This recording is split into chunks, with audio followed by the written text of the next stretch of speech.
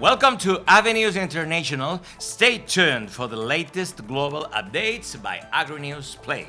The USDA forecast U.S. chicken productions will reach 47.5 billion pounds in 2025, reflecting steady growth in the poultry sector. While broiler prices are expected to drop slightly to $1.27 per pound, the industry shows resilience, overcoming challenges like avian flu and high feed costs. The US has confirmed its first human death from bird flu, specifically the H5N1 strain in Louisiana.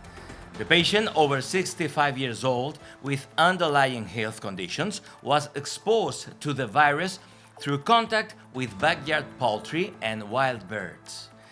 The CDC reports that while the risk to the general public remains low, the case underscores the need for surveillance.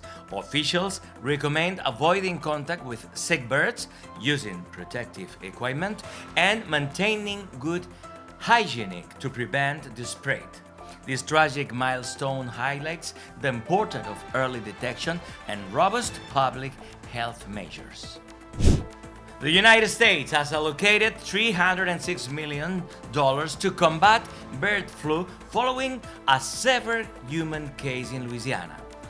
Funds will boost hospital preparedness, disease monitoring, and research into treatments. With coordinated efforts from HHS, CDC, and USDA, the plan aims to protect public health and safeguard the agricultural sector from further outbreaks.